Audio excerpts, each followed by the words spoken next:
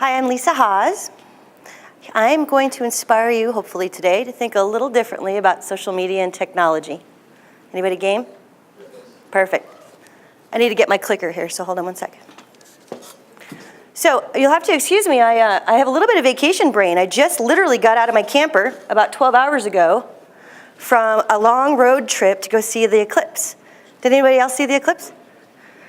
Right, even if you weren't in totality, did you at least see a little bit of it? Saw it on TV. Yeah, you saw it on TV? Do you know we had almost 30 million people watch the moon cross over the top of the sun? If you get a chance to see totality, I highly recommend it. It'll change your life. It was a spiritual moment. So it's coming in 2045 here to Denver, so just hang tight. It's coming soon. So the reason why I bring that together is one of the things that helps us in business in general is to connect to one another. You have to know me, like me, and trust me, right? And through that, we end up doing business with one another. So connection is the key when it comes to doing business and maintaining that business. And through technology, we can connect a little differently. In fact, we've been connecting with one another for a century at this stage of the game through technology. I just gave you one example, watched it on TV. I was actually standing in Oregon in a cow pasture. It was really fascinating. So let's talk about some other ways that we connect. How many of you guys watched Johnny Carson? Love Johnny Carson, right? 50 million people actually tuned in to watch his very last episode. It was a very emotional moment, even at my young age at that time. Cheers, big Cheers fans, right? I love my Netflix Cheers, right? How many of y'all are Cheers fans? Right, Sam and Diane, the whole thing.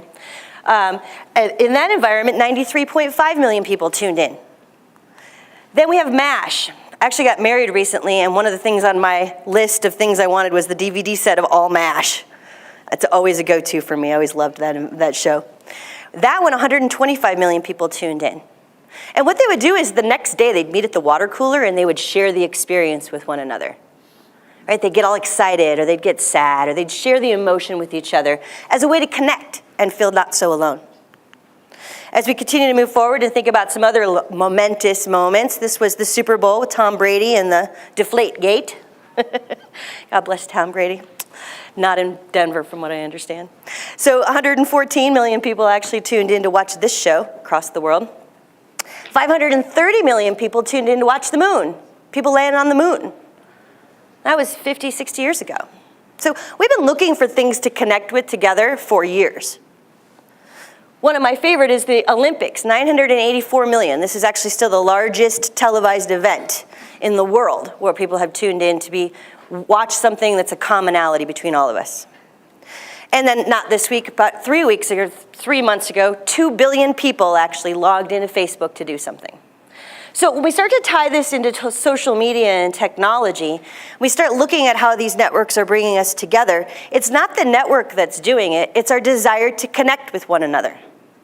And when we're out here developing our clients and our prospect lists, the idea is that we're in front of one another to stay top of mind and build know, like, and trust with one another. Would you agree? Other than that, you're just posting pictures and being somewhat myopic and maybe a little ego-driven, as much as I love my good selfie. Right after getting out of the cow pasture field, the first thing I did when I had phone reception was post my picture to Facebook. I wanted to share with people what I was doing in the world so that we felt we were with each other, and I wanted to see who else had been there. There's a commonality to that. So as we continue to move forward, we start thinking, okay, what does all this have to do really with social media? Right, when we're in the social space, being social with one another is one of the components to business, whether it's online or offline. I just talked about a few online environments where we connect with each other to share common experiences. Now let's talk about a few reasons why we're moving forward and how we do it offline so that it brings it together. So what exactly is social media? When I say social media to you, what's the first thing you think of? Facebook? Right? LinkedIn? Twitter? Throw a rock, somebody's created a new one? Right? When I take the word social out of it and I just say media, what comes to mind? Great phone ring, by the way. I feel like that most of the time in my business, too. Our newspaper, radio, print, television, which is where I started. I actually started in the advertising industry back with Gannett Corporation in the 90s. And they developed their very first online directory. I was an intern in college and they handed it to me because they thought it was that unimportant. I saw the writing at that point that maybe they weren't going to be on the page when it came to how the internet was going to change our lives. So when we think about really what social media is, and we add those two words back together, media is actually a bit of a misnomer here. It's not really media. Instead, I challenge that this is a two-way communication. This is like a telephone. This is a party line where we all can hear each other speaking back and forth. And for those of you who think that maybe your audience isn't here using this telephone, 92% report looking at reviews before they come in and make a purchase. Right, according to Forbes magazine, 68% look at you online and make buying decisions before they ever engage you physically. So they're looking at your telephone line to see, is their voice in your voice? Do you understand me? Do you get my pain? The land of 80s and 90s with the telemarketing, right, the 1-800 number, I can't get anybody on the phone, are gone. Right? We have now very different expectations about how we want to be engaged with. And we feel like we can't get to you online, we're going to move to the next person. So all we're doing there is creating this two-way communication with one another so that we can keep ourselves top of mind. When I worked for Gannett Corporation, we had a program called TOMA, Top of Mind Awareness. This was the little one-by-one column in the newspaper that I would go out and sell to the guy who fixed flat tires. Because you don't always have a flat tire, but when you have one, you want to be the first one to think of. It's a branding technique, right? First thing to think of. So as we start to look at this telephone, we really want to remember what is our goal. Our goal is to engage the people who are inside of our town square into an online conversation in front of other people who might also be a part of our network. Right? I want you and I talking and have everyone in front of us talking about how we are making a difference in each other's lives. It's called word of mouth testimonial, by the way. And I don't have to guess anymore, I can just be an observer. So if I'm looking for a town square of people, I want to share the story of how I got started in social media. Because it all started with a town square. Everything that I got started with in the world of social started with cows. How many of you are from really small towns? I was living in a really small town when I started to observe social in and of itself. I lived in a town, Wisner, Nebraska. There were about 1,500 people in town and about 40,000 cows. How I got here is an entirely different talk. But what I did know when I was there is that I needed to get a job. Right? You got to make some money so you can pay the rent. So I ended up getting a job as a short order cook in a small little cafe. And I would basically make breakfast for all of the different ranchers and farmers who would work out in the fields. And they would come in every morning around 5:30 to have their bacon and their eggs and their breakfast, to sit and be with each other, right? And I'm not kidding, it was cowland. We were driving back from Oregon. I'm like, I smell money. I can smell that money. All those cows. So when we start looking at what we're doing here, I went in every morning around 5 a.m. I'd turn on the coffee machine, right? I'd get the eggs and the bacon going, and I would make sure coffee was in place, and then I would flip on the Weather Channel. Because the Weather Channel was the lifeblood of that community. If it rained that day, they were going to have a very different day. If it rained that day, the corn wasn't going to be as dry as they needed it to be, or they were going to need to wear a different pair of shoes, because it was pretty muddy in those fields. What I saw here was that a group of people would come to the table every morning. And through that communion of a meal, they would share of themselves all of the components that are required for business. I call it giving a piece of yourself. As I'm standing here in front of you, giving a piece of myself, right? In the idea that I'm going to get a piece of something back. That's what we're doing in business every day when we're shaking hands and kissing babies. So when we want to look at this particular group of people, and I started to observe what were they really doing, the first thing I noticed is that they were indeed promoting to one another. Some of them had cattle for sale. Some of them had extra hay. Some of them had a truck in the back 40 they wanted to get rid of. There was a promotional element, but they didn't walk in immediately and start trying to sell their wares. Instead, about 80% of the time they were building relationships with each other, and 20% of the time reminding them they had something to sell. So I love that in social media, I use the 80-20 rule when it comes to creating messaging that I put out into my social network every day. And I do promote, but it's really only about 20% of the equation. The rest of the time, I'm building a relationship with you that leads you to remember me, know me, like me, trust me, and then spend your dollar. It's the Pareto principle of business. Applies to all kinds of different things. So as I continue to think about what these farmers and these ranchers were doing, how are they creating such a loyal business? They were all into each other, right? Somebody else would move into town. It was really hard to break that seal because of the amount of loyalty and relationship between them. So what I also noticed is that they were sharing insight. They were sharing information with one another in order for them to all be better at what they do. Yield rates, types of grease they should use in their equipment, things that they were learning out in the field, different types of cattle that were coming through, vaccinations that were working better. They were sharing a lot of insight into their world. They also educated one another. I just gave you lots of different examples. Educate would be also, can you come and show me how to fix my truck? Did you hear about this amazing thing that has now occurred? This brand new combine that can pull corn out of the field in a minute and a half. Collaboration. They would ask each other questions. What's been your experience? What's been your knowledge? What would you do if you were in this situation? So that they could begin to have confidence in the things that they were doing out in the field and ultimately making money. And then finally, they would entertain each other. It was a small town. Somebody sneezed the wrong way, it was an entertainment factor, right? Somebody's kid did something dumb at prom, or somebody's dad did something dumb at prom. You never know. So they're entertaining each other. And I noticed through this farmer group that when they gave a piece of themselves and they promoted and shared insight, educated each other and collaborated and entertained, they ultimately created a small town square of people who were always doing business with each other. It was the first place you went to when you needed a resource. It was the first place that you went to when you were down or when you were up. What they ultimately would do is have an exchange of goods and services. This was that town square that got created. So how many of you do business with people?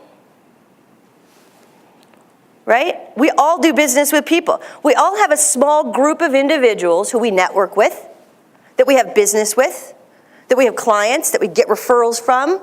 Our referral and strategic networks are your farmers. Your job is to create a table. And actually, your job is to just show up at the table as we continue to move forward and look at the landscape of social media. So when you guys are out here, the first thing to remember in social is if you don't say anything, there's no conversation to have. So I just gave you an acronym for things to say in the social space. Whether it's Instagram or LinkedIn or Twitter, if you are promoting and giving insight, educating, collaborating, and entertaining, people will remember you in ways that will blow your mind. So the first bit of information to pull out of this presentation is, what do I say? Giving a piece of yourself is part of it. We now have a global audience to be able to bring people into this conversation. When you think about 2 billion people on Facebook, right, that's a giant, giant dinner table, so to speak. And for those of you who think you're not really sure if your audience is here, 79% of US adults are now on Facebook. 62% over the age of 65. So they're here. The key will be, how do you speak to them in a way that is meaningful and efficient and effective for your business to create top-of-mind awareness that leads to know, like, and trust. So when you get out to the social space, what exactly do you think people are expecting from you? Any ideas? I posted something on Facebook. What do I want you to do now? You have to read it. Read it. Like it. Share it. Tag it. I hear somebody say tag. That's awesome. I don't usually get tag out of an audience like this. Now, most of you are going, yeah, Facebook, yada, yada, yada. Really, when you think about the space out here with 2 billion people, nothing in the world has ever connected us like this particular network.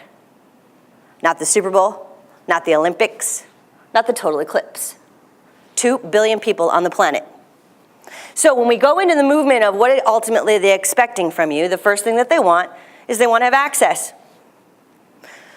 1-800 line, I can't get anybody on the phone. One of my favorite stories is a travel blogger that we work with at Actuate Social. He was sitting at an airport and he had booked a ticket on an airline and he wasn't able to pick a seat. And the airlines have got their own special little space right now on the picking of the seats and the bags, etc. But he jumped onto Twitter and he said, hey, it'd be really great if I could pick a seat with your organization. And then he sat and he waited. And he waited. And he waited. About 15 minutes went by and a competing airline jumps on and says, hey, you can pick your seat over here if you want to. We have some information. We have the thing you're looking for because we were listening to you.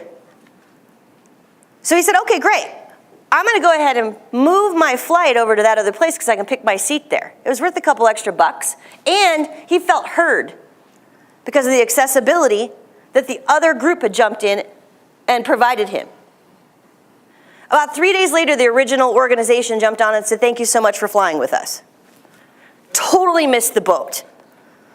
Then he went back and wrote a blog about his experience between these two organizations and how one was highly accessible and the other was not. And as a result of that, he was going to be taking his business to the one he knew heard him. Because the second thing that they want out of us is acknowledgement. So when you post that thing on LinkedIn and then people comment and you don't come back and say something, you have totally missed the point. Now, after we have acknowledgement, the last thing that they want is an authentic exchange. Now, I love a good autoresponder next to anybody else because autoresponders make me efficient in my business. Yes, I heard you. But if you don't come back and have an authentic exchange in some way, like my travel blogger, right, when he got back, you know, thanks for flying with us, when they obviously didn't listen to what it is that he was looking for in the world, right? He ended up that organization ended up losing some brand equity because it wasn't an authentic exchange. So I hear a lot of people tell me, well, I don't want to go online because people are going to say negative things. Well, they're saying them anyway. It'd be nice to know about it so you can have an authentic exchange with them and say, I see you, I hear you, I acknowledge you. Thank you, because we might be able to do something with that bit of information. Okay, now as we continue to move forward and you think, where should I be? So how many of you are on Facebook? We got a few. Twitter? Nice. Do any of you know what you're doing on Twitter?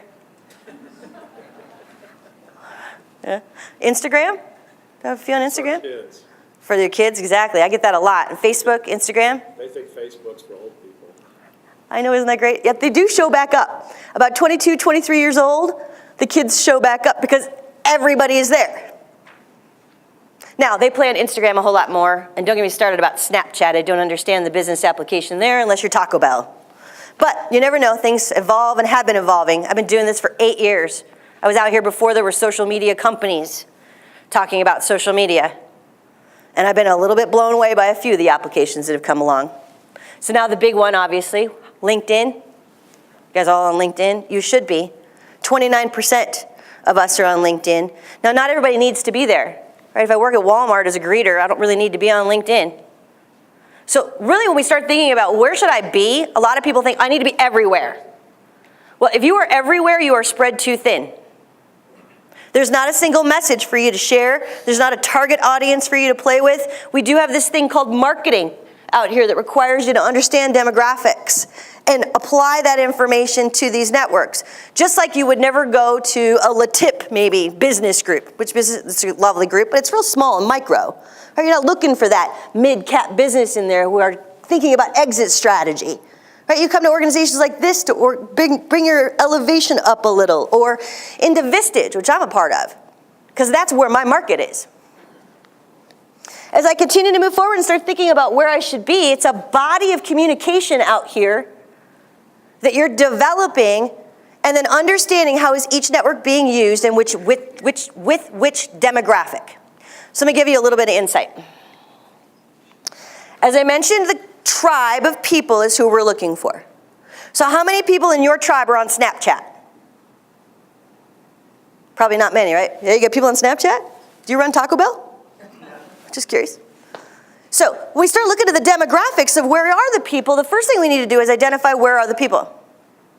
Then what we need to do strategically is to say, what do I stand for? What's my why? Because if you don't understand who you are, Twitter will tell you. And that's not exactly the conversation you want to have. You want to control it to some extent, or at least lead them into giving a piece of themselves to you so you can be better for them. So as I'm looking at the why, that's the Simon Sinek Start With Why. Excellent book if you haven't read it, or TED Talk if you're not a reader. And once we understand that, well, then we can walk out into the world of the internet and begin to see, how do I play out here? The first thing I always want to think about is search engine optimization, SEO. How many of you guys invest in SEO? Right, there's a little bit of SEO that needs to happen. All that is how do I show up on the search engines? SEO is search engine optimization. There are a few different pieces of that are pretty important. First, is your website built well so that the readership so that the search engines can see it? Second, are you using the words that people are looking for when they're looking for you? Third, are you linked to organizations that lead credibility back to your website? Those are the three prongs of search engine optimization. Now, oftentimes we think SEO and people spend thousands upon thousands of dollars to be first in a blind environment, which is fine if that's your goal and that's your strategy. But oftentimes I'm looking for a name. Ken Stiefler, he's the reason I'm here, exit strategist. Right? When I shook his hand, I didn't go back and say, Denver exit strategists. I went back and put Ken Stiefler in, because I wanted to see what he was about. This is that 68% of the decision that's being made. So your search engine optimization doesn't have to be this giant net. It has to be focused in a way to talk to the people that when they go looking for you, they can find you.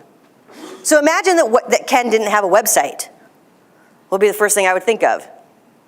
Well, maybe this guy doesn't get me. He may not get the 21st century. Right? Website's kind of sort of our storefront and our business cards nowadays. Even if it's one page, you got to have something. So we think search engine optimization, we think Google or Bing or Yahoo or whoever's around nowadays, but Google's the big master. Right, of how am I going to show up? So how many of you have Googled yourself recently? I highly recommend at least once a month, Google yourself.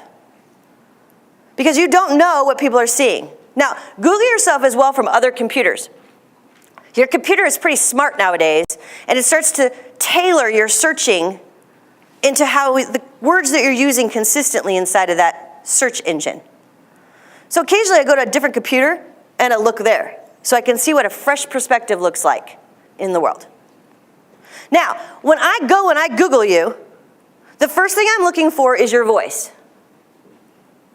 So, what do you have to say? I gave you an acronym, a piece, to begin to think about what do I have to say out here. But things like a vision statement, great place to start. Mission statement, y'all have those, right? Right? Hopefully, right? Learning about your target market and describing your pain points. Talking a little bit about the stories of things that you have done to solve those pain points. Well, I was in social media, I've been in social media for 8 years. Prior to that, I was in sales. I started shaking hands and kissing babies in the 90s, as I mentioned, in the newspaper industry. And I could see at that stage of the game, my job was to stay in front of you with thoughtful information that is going to make your business better. So that is what I'm looking for when I'm looking for your voice. Now, here at BEI, you guys have some really great resources. I know you have article feeds that are on their websites. They're already providing you with some content out here to get you started and begin to share in the world. Now, I do want to caveat that BEI and any other organization, Wall Street Journal, Denver Business Journal, Forbes Magazine, are going to share articles out here in the world for you to be able to put in front of people to show that you know what you're doing and you're willing to help them. But taking that content and just dropping it onto your website is against the law, first of all. Second of all, when we have duplicate content in the world of search engine optimization, you actually get a check mark against you for putting that same content in every single spot. So if search engine optimization is a huge component for you, You're hurting yourself by just taking an article and reposting it. Instead, I would encourage those particular bits that you share them in the social networks. We'll go over them in just a second. And you could even put them into emails, so long as you cite the source of the organization that you pulled it from, specifically BEI, because you have licensing here. So BEI puts out 5 ways to exit strategy with success. You can drop that into an email, so you got the content from BEI, and send it out to your world. They've already done the hard part for you.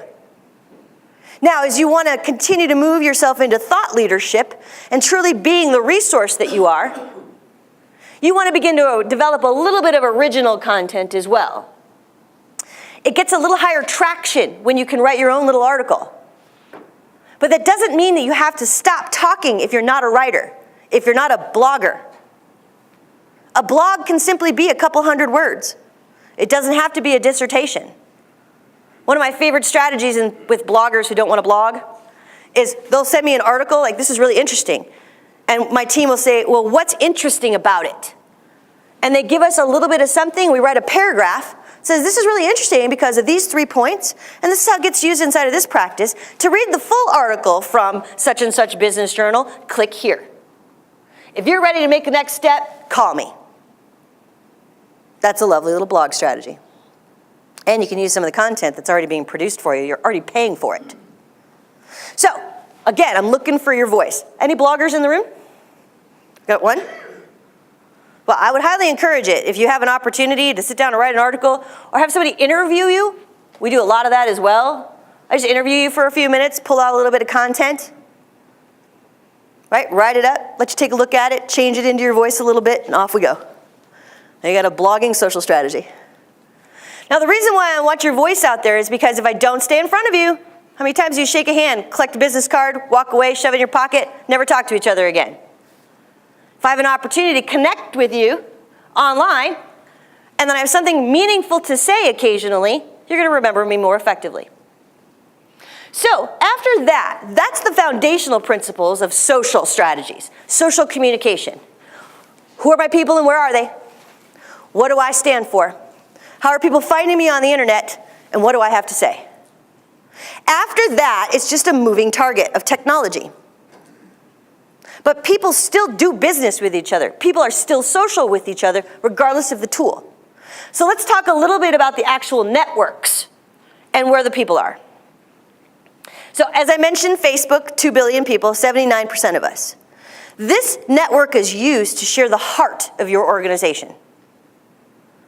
Here's where I'm sharing how I care, how I make a difference in the world, my nonprofit efforts, my philanthropic environment, some things I'm passionate about. Yes, my friends and family are in there. The line between business and personal is no longer. It's highly blurred and very gray.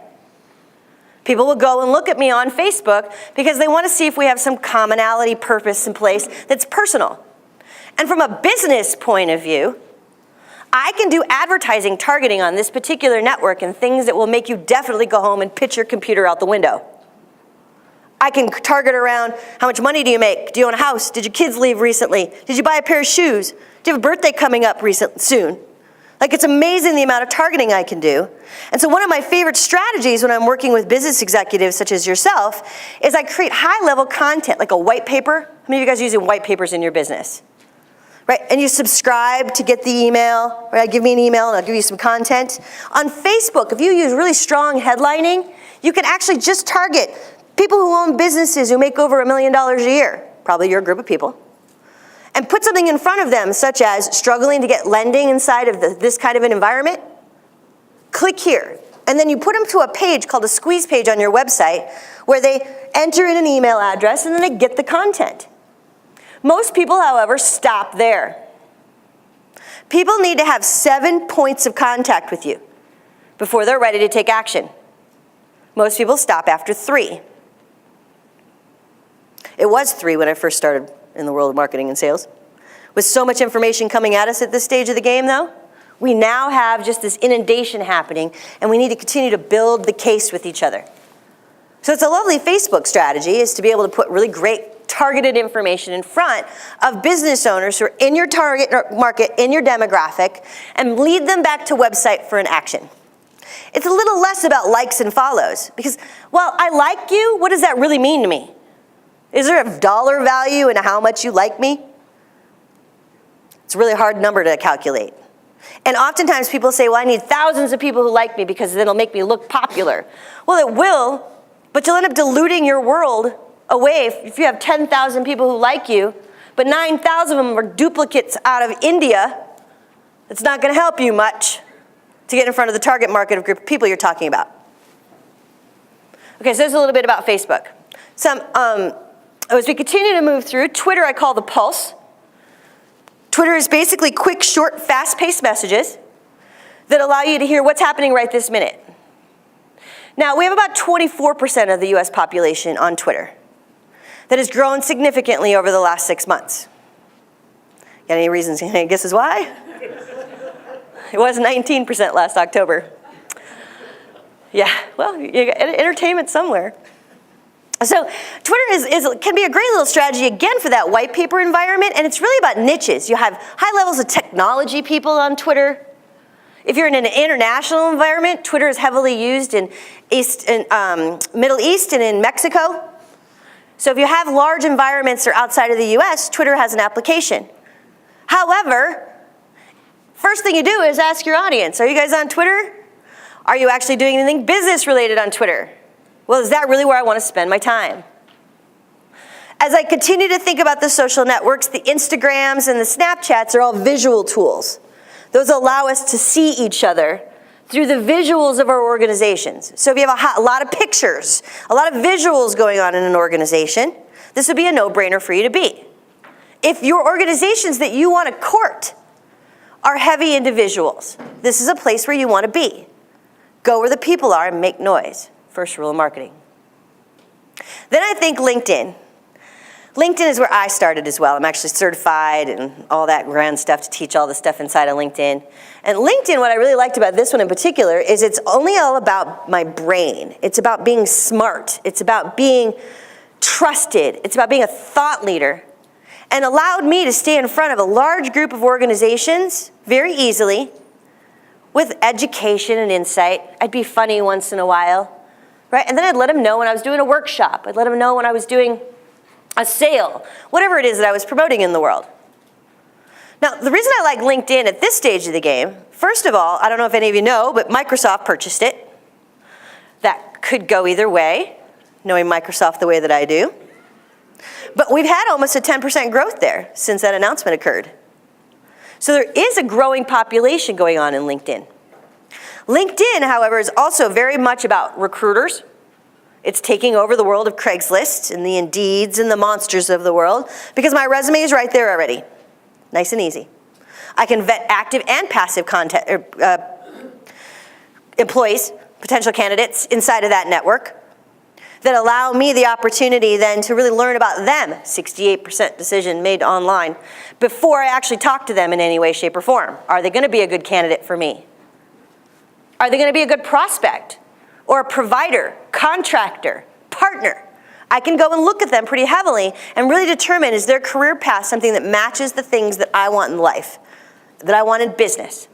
I was working at payroll. I was working in payroll. Paychecks was the last sales position I had. You want to talk about a commodity-driven sale. My job was to talk to 80 people a week and to stay in front of all of those people in order to meet my quota of bringing about 12 to 13 new clients on a month. So gas was $4 a gallon. And my job was to drive around to the CPAs and drop off flyers and ask for business. Drop off flyers and ask for business. Did you hear about Section 125? And ask for business. Do you have any clients who need payroll information? Ask for business. Here's a flyer. Here's more information. Finally, I got funny with it. Right? I'd do my quarter telemarketing call. Right? My smiles and dials. And I would joke like, yeah, I'm here. I'm doing my quarterly stalking call for y'all to see if your payroll's changed. 4 years of doing it, you got to get different. Pattern interrupt was the thing that I discovered worked the best. So I started to go online and do weird things on LinkedIn. Section 125 will change your life. Did you know 135 you could take the bus for free? Like odd, strange little headlines. And I started to see a difference in my business. Just by saying something, by coming to the table and speaking, sharing the knowledge that I had. So one of the things I love specifically about LinkedIn, it is very business to business. But it doesn't work unless you actually say something. So how many of you have posted in LinkedIn today? Right, so y'all are going to the networking party and standing here like this, rather than actually coming out here and being in front of your network. It's the table of farmers waiting for you to give a piece of yourself. Okay, so really, what do we get out of business? I could track likes, website conversions, engagement, reach, meaning how many people saw you, how many times did you show up. But really the 4 things that matter the most that you want to be measuring out here, which could be a little difficult to do with just social media, is first, brand awareness. When I walk into a room, do people come up to you and say, I've seen you somewhere, I've heard of you, I know who you are? If you have that one component right out of the gate, you've already broken down about 80% of the objections that come up in relation to a sale. I know you. By posting at a consistent basis, once a day, once every 3 times a week, we'll talk more about that in just a sec, more and more people become aware of you. The second thing that happens as a result of that, they start to refer you. Boy, I'm thinking about leaving my business, and I've got these employees, and there's one, I think he might be really great, but I just don't even know what I'm gonna do yet. You know who you need to talk to? One of you. But I won't remember one of you unless you are in front of me consistently. A little over 1 million messages a day are now inundated into your world between email and social media and advertising, radio and print. How do you break through the noise? You be consistent. And through that, you'll get more referrals. The third thing is you have a highly loyal client base. I watched another farmer come into town. He was brand new with my little farmer sitting there at the table. A few of them greeted him, but he was a competitor to one of them at the table who had been there for 30 years. He didn't last very long because he walked in thinking, well, I'm just going to pick up business left and right.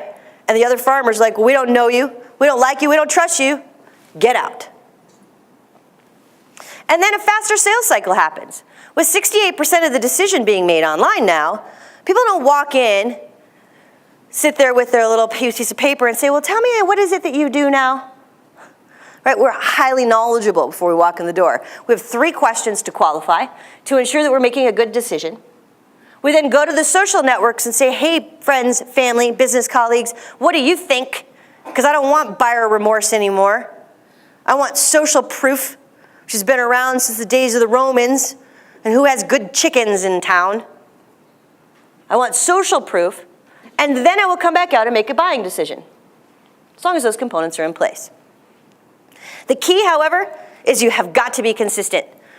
There was a time where the television didn't work with my farmers who came in, and ultimately, with the Weather Channel not there, they were all discombobulated. It was a bad day for Lisa inside of that cook, because they didn't have the consistent nature that they always have. They didn't have that Weather Channel that they had to consistently see in the background so they could see what it is that they were going to do in the world. So I invite you to be highly consistent with what it is that you're doing out here in this space so that they feel very comfortable. Now, you don't have to create the square. LinkedIn already has the table for you. You simply have to come and invite people to it. Facebook already has the cafe with the coffee running. You just have to show up and create a table for people to come and sit at. So let's talk about a few best practices.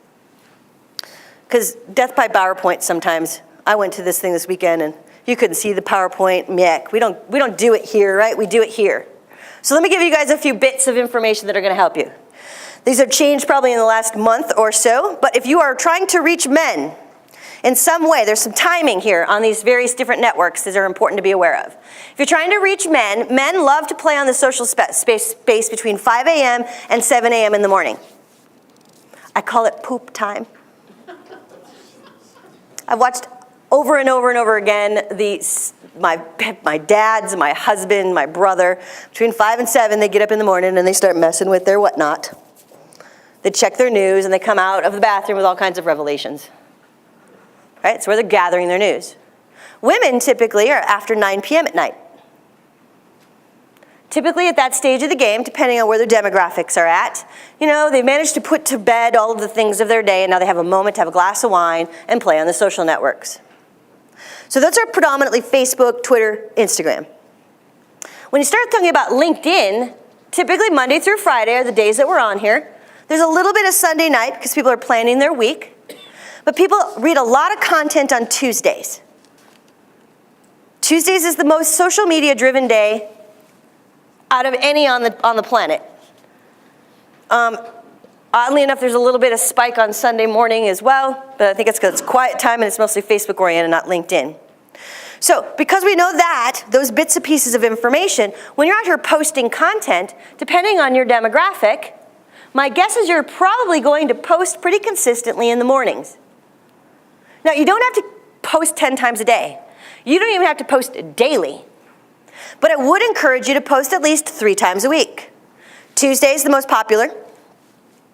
Thursdays, people are starting to wind down, or they're kind of in the thick of it all, right? And they're looking for some resources so that they can move into their weekend, confidently knowing that on Monday they come back and they're going to be in a great place.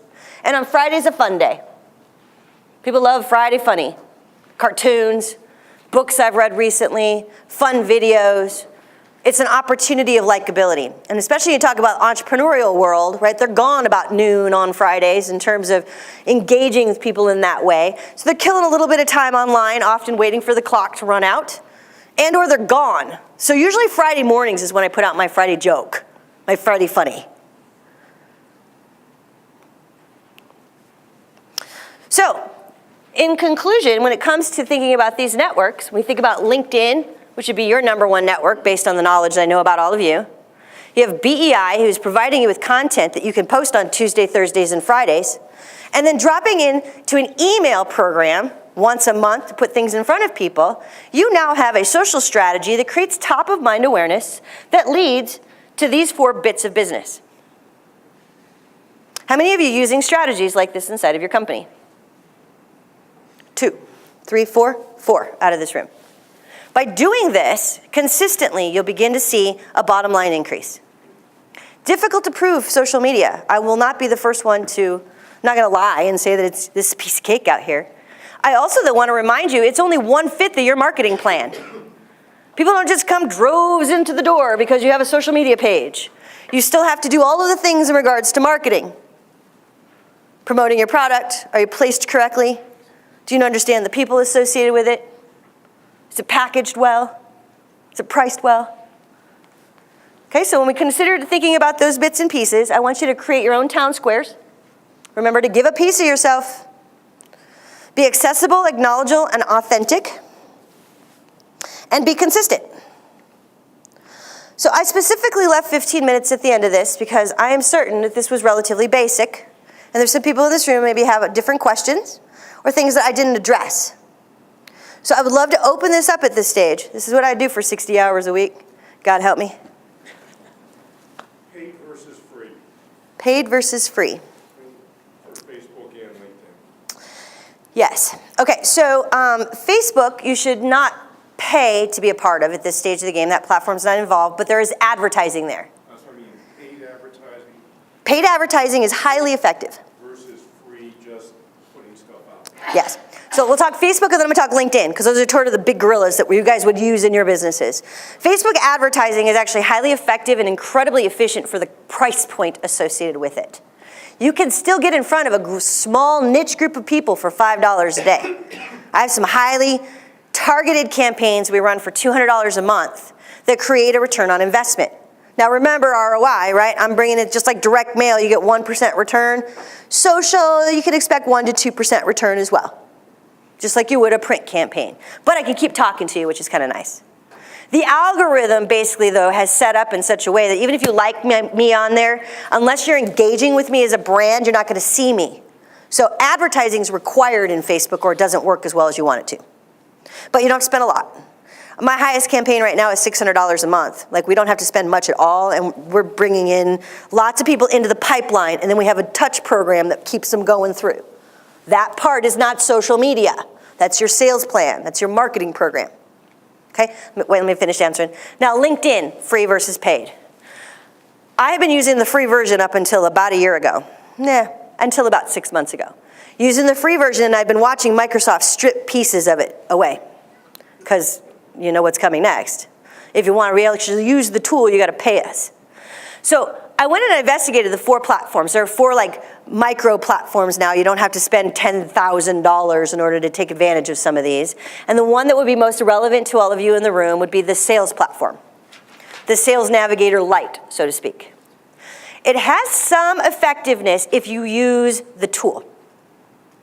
So I can do a ton for free. I can go in there, update my profile. I'm still in the algorithm. I can post consistently. I can ultimately make sure I can find prospects and talk to them. But if I want to be notified that when you post, I want to be told, I can pay Sales Navigator and it'll tell me. You just said something, right? And then I meet you at the door. Hey, that was really interesting. Curious, great article. The second thing that the paid for does is it shows me more people that look like you. So I start to get some additional prospects. So for $80 a month, if I'm looking for a lot of people to talk to, it can be a highly effective tool. However, you can get a lot out of the free as well if you just put a little time into it. So there's pros and cons on both. How about advertising on LinkedIn? They haven't collected as much information. I'm sorry. He asked me, what about advertising on LinkedIn? LinkedIn doesn't collect as much of information on us as Facebook has. It's not crawling in the same space. So I have seen effectiveness there. It's just a lot more expensive. My price points there usually start at about $750 a month on up versus $150 in Facebook. But again, highly targeted. It certainly has a place. You don't have to sell the boat, though, in order to advertise there. Okay, question? So if you begin a blog and you have a personal Facebook account, your company has a Facebook account, do you do it on your company Facebook account, or would you set up a separate professional, personal Facebook account? Oh, so I have both, right? I have a business, Actuate Social. I'm sorry, I'll repeat the question. He asked if you're going to do a blog out here and you have a personal Facebook page and you have a business Facebook page, how do you ultimately use the 2 of them, and should he create a third Facebook environment for his blog? I would not recommend that, merely because the more networks that you create, it's the more telephones you have to answer. So you want to be efficient with your time. Instead, what I do is I'll take my blog and I'll post it on the website if I can, or on a third-party site like a WordPress or Blogger, or in long form if I choose to inside of my business Facebook environment. From there, I then take that and I share it to my personal feed. I'm now getting some dual branding out of it. Anybody who's following me in the social space professionally on Facebook, I boost that for about $20 so more of them see it and get them engaging with it. Every time somebody clicks like, comment, or share, you get in front of 130 more people on your business platform. Then I go over and I share it to my personal world where I'm highly active in general. I post probably a few times a week, put up my picture of my eclipse. I just got back from vacation. I'm not telling them that yet. Monday, I'll be back on Monday. Right? And ultimately, then I'm sharing Actuate Social with my personal world. Now, in my personal world, yes, I have friends and family, but I also have business colleagues. People want to know me personally. It enhances our relationship. But I'm just like Mom said, don't say it out loud at the dinner table if you don't want everybody to be aware of it. Same as in the social space, right? Social boundaries are okay. So that's how I do it. Now, the other thing I would do in LinkedIn, if you have a blog, if you're going to write a blog, there's a spot in there called Pulse, if they haven't changed it in the last 2 weeks, where you can actually publish your blog there. What's great there is I do not have to like you, know you, or trust you. I can follow you around and be a lovely little stalker and read your articles without having to engage in your database. Does that answer your question? Excellent. Yes? Could you clarify, I thought that Pulse had been discontinued. They haven't renamed it yet, but it's still in there. The articles are still in there, and I believe they're going to continue the articles because they want to pull those from the trusted experts inside of that network. Is it a good place to post new things? Yes. At this stage. I've been hearing for 4 years Pulse was going to go away, and it's still there. They just took away the name. Yeah, but I see messages, from them that they stopped supporting it or no longer. Okay. And what my guess is, and that's true. That's what I don't know what Microsoft's going to do. If I had that answer, I'd be a very rich woman. No, you're not going to like. Probably. Exactly, whatever the answer is going to be. If they do indeed decide to strip out Pulse completely and they call it something else, they will put something in place. There's too many users there at this stage of the game for it not to have value. They might charge you for it, which is what I'm thinking they're going to do. Yes? Do you think tagging people in pictures within the Facebook page is a good idea, considering that that'll be put onto the personal page of whoever that is, as opposed to sharing it with, is there a difference between sharing and tagging? Yes. So businesses are not allowed to tag people. Yeah, sorry. I'm tagging on Facebook in regards to the business environment, and is it appropriate to do so when it comes to sharing pictures? And businesses aren't allowed to tag people unless they're spoken to first. So, Unless you're the owner of the business. and they're your friend. So I have to have a personal connection in order to tag you in some way, shape, or form. I will say this, when it comes to LinkedIn is a better place for this technique you're talking about. You can certainly put things up on Facebook on your business page and tag the people inside the pictures if we have a personal relationship on Facebook. As a business, Actuate Social can't go and tag you if we're not friends. In LinkedIn, if we're part of each other's databases though, what I can do, one of my favorite techniques, is to put an @ sign. For those of you who don't know what tagging is, you put an @ sign in front of a name or a business inside of your post, and they get an email that says, I just mentioned you. So imagine you have a prospect, right, and you've been doing a little bit of work on this particular prospect, and you tag them in a post that's educationally related to their content or their problem, their issue, right? I've called out to them, hey, this is really interesting, and I've done it in front of everybody. That's my telephone party line. Okay? Yep. I got like 2 more, and that's it. We've been working on kind of like a visual blog approach with Instagram. Is that more appropriate to have a business-specific page, or should you do the 80-20 rule with your personal page? On Instagram? Yeah. So you asked about, is Instagram, should it be a business page versus a personal page when you're doing a visual brand, ultimately? Like a visual blog. A visual blog, Yeah. which they don't do linking yet, but they're about to, by the way. So you're about to be able to put a link back to your blog, which is pretty cool. Instagram business is fine. Because it doesn't function like Facebook where it blocks off personalized, I can follow you whether you're a business or a person. What I like about the business on Instagram is I can get statistics. And I can use things like Iconosquare and ultimately gather more information about my top users who are engaging with that visual blog. When I'm a person on there, I don't get that same bit. So business would be the answer to your question. All right, 1 more. 2 more. How about Facebook Live? Critical. Anything video in any place. Facebook Live. Yes, if Facebook Live valuable. Video in general is critical. LinkedIn Live is about to show up. People love to have that connection with each other where they can see each other. We had a blogger at one point who ultimately was just putting out a blog, and I invited her to, every Monday, why don't you do a moment of mastery on Facebook? So at this stage of the game, she first was reaching like 700-800 people putting this Facebook Live out there, and we'd boosted a little and hit a couple thousand. Now, some of her stuff goes viral. She gets 11 to 15,000 people a week looking in on her moment of mastery because of the level of access people feel they have. So video is coming. The Jetsons are here. We just don't have a flying car yet. I'm waiting for that one. Last question. LinkedIn, since Microsoft bought them, they put out a new user interface. Can you comment on that? And also, I still find that the software is fairly clunky and it's hard to maneuver around and find out about all that it'll do, unless I go to a meeting like this and you enlighten us. Absolutely. So the new user face is, he asked about LinkedIn user interface shifts and if it still feels a little clunky, and do I see anything shifting there? So first of all, the user interface is designed to function a little more like Facebook because they get a higher engagement rate. So they're trying to personalize it a little bit more and show you through the algorithm, through the math equation, the things that you really want to see.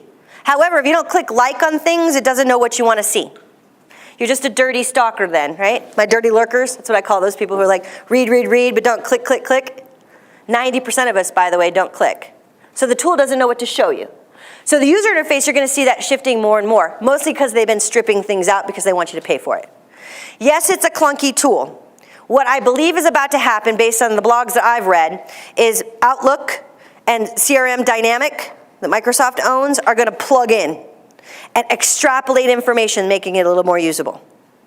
And then these new tools that they're putting in place are helping you prospect more effectively. So yes, it's clunky, but they're ultimately fixing a train that's still going down the track. So some patience is required here. We're still inventing these tools. Okay? All right, well, I want to invite all of you, if you continue to have conversations, I'd love if you connect with me, and this is all the different places to do so. If you'd like these slides, I'm happy to send those to you as well. Just come up and grab my business, or give me your business card, and I'll send those off. And if you don't have any other questions at this stage of the game, I believe that's my time. Thank you. Thank you.